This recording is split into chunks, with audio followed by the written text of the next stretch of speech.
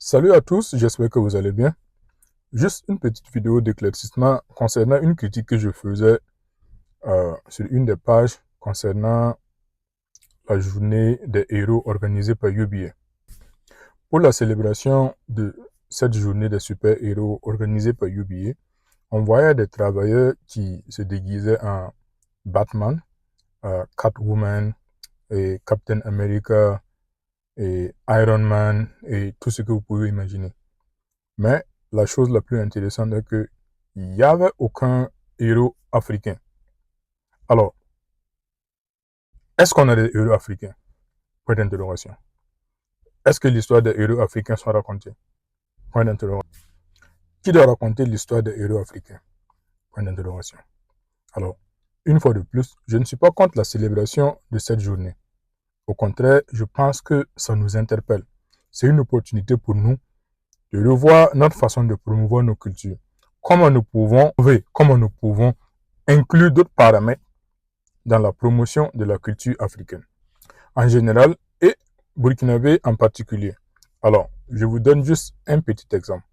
Pour ceux qui ont eu la chance de suivre le dessin animé Naruto Uzumaki, vous remarquerez que chaque caractère est issu d'un clan particulier. Et à travers ce caractère, ils ont essayé de valoriser sa tribu, leur pouvoir et la particularité de leur village. Comme exemple de caractère, on peut prendre Sasuke Uchiha, on peut prendre Gaara et on peut prendre Killer Bee. Pour ceux qui ne le savent pas, le caractère Sasuke est issu d'une tribu qu'on appelle les Uchiha. Eux, ils ont la capacité de maîtriser le feu et d'avoir des yeux qui permettent de regarder au-delà de la personne et imaginer, comment on appelle ça, son prochain mouvement. Alors, pour transposer cela, au Burkina, nous avons des clans comme par exemple les Sawargo qui ont la maîtrise de la pluie. Nous avons les clans comme les Saba qui ont la maîtrise de la foudre et qui sont spécialisés dans la fabrication des outils de combat. Alors, je ne dis pas de transposer du tic au tac ce qui est raconté de l'autre côté à chez nous, mais comment nous pouvons, à nous, notre niveau, raconter aussi notre histoire autrement. Les autres l'ont fait, félicitations à eux. Comment nous pouvons, à nous, notre niveau, raconter l'histoire, que ce soit l'histoire des Samba, que ce soit l'histoire des Nyonyonse, que ce soit l'histoire des Sawadro, autrement, de sorte à ce que la future génération ou le reste du monde découvre qu'il y a des tribus au Burkina, qu'il y a des clans qui ont un pouvoir particulier. Le deuxième caractère dont j'ai mentionné était Gaara. Gaara, c'est celui qui est issu d'un village dont ils ont la maîtrise du sable. Au Burkina, nous avons par exemple les Gourmatiers. C'est vrai qu'ils n'utilisent pas le sable de la même manière. Chez nous, les Gourmatiers utilisent le sable pour prédire le futur, pour voir l'avenir. Comment peut-on raconter cette histoire? Comment peut-on valoriser cela, que ce soit à travers des dessins animés, que ce soit des sketchs ou que ce soit par exemple des théâtres? Comment peut-on raconter cette histoire de sorte à donner de la valeur à cette tribu, de sorte à faire en sorte que la nouvelle génération puisse connaître l'histoire des Gourmatiers, l'histoire de Diaba Lompo?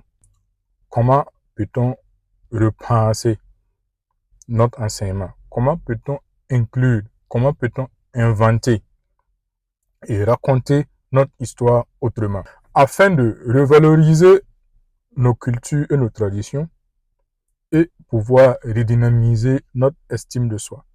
Le troisième caractère dont j'ai mentionné, c'était Killer Bee, issu d'un village dont le clan a cette technique de la maîtrise de la foudre. Alors, de l'autre côté, à l'opposé chez nous, au Burkina, nous avons les Samba. Nous avons les Samba, en plus de leur don particulier à fabriquer les outils de guerre, ils ont la maîtrise aussi de la foudre. Vous remarquerez que quand une personne a été foudroyée, il faut que les Saba viennent faire les rituels avant qu'on ne puisse inhumer le corps. Alors, juste quelques exemples pour montrer comment nous pouvons nous inspirer de ces histoires racontées pour nous aussi créer notre propre histoire. Bon, je ne dirais pas créer notre propre histoire puisque l'histoire existe déjà. Maintenant, c'est à comment nous allons la raconter. Donc, comment nous, aussi à notre niveau, nous pouvons nous inspirer de ces histoires et de leur façon de raconter leur histoire à eux pour nous aussi raconter notre propre histoire, partager notre histoire avec le reste du monde afin de pouvoir valoriser nos cultures et aussi une façon pour nous de rendre un hommage à nos dévanciens. Alors, dans ce dessin animé, je sais qu'il y a eu des moments où ils utilisent une technique qu'ils appellent le genjutsu, ou une technique qui crée de l'illusion pour ton ennemi, afin que l'ennemi ne puisse pas savoir quoi faire et où il se trouve. La même technique existe chez nous. Au Burkina, plusieurs fois, on nous a raconté l'histoire où des voleurs qui rentrent dans des cases pour voler et subitement, le propriétaire fait en sorte que tu ne te retrouves plus, tu ne sais même plus où passer pour sortir. Voilà. Tout ça, c'est des exemples que nous pouvons utiliser et raconter notre histoire autrement. Nous avons aussi notre rôle de jouer notre contribution. Nous pouvons aussi raconter notre histoire autrement. Alors, je dirais que chaque peuple a son histoire, chaque peuple a sa particularité, chaque peuple a ses richesses. Alors, par exemple, nous avons l'histoire de la reine Aura Poko, dont je ne maîtrise pas, je m'en voudrais d'essayer de la raconter. Mais je sais qu'au niveau de la Côte d'Ivoire, on a des gens qui peuvent expliquer et raconter cette histoire autrement. Et au niveau du Bénin, on a l'histoire avec le vaudou. Je sais que tout du vaudou n'est pas mauvais. Et je sais que des gens peuvent la raconter autrement, de sorte à donner de l'envie d'apprendre plus du vaudou. Dernièrement, le capitaine Traoré parlait de l'histoire des Bamelenke, un peuple qui a lutté pour leur indépendance. Elle peut être racontée autrement. Au Mali, nous avons l'histoire de Kanka Moussa, l'homme qu'on qualifie étant le plus riche de l'histoire de l'humanité. Alors, comment peut-on raconter notre propre histoire? Comment faire en sorte de partager notre histoire avec le reste du monde, que ce soit à travers les dessins animés, que ce soit à travers les films ou que ce soit à travers les théâtres.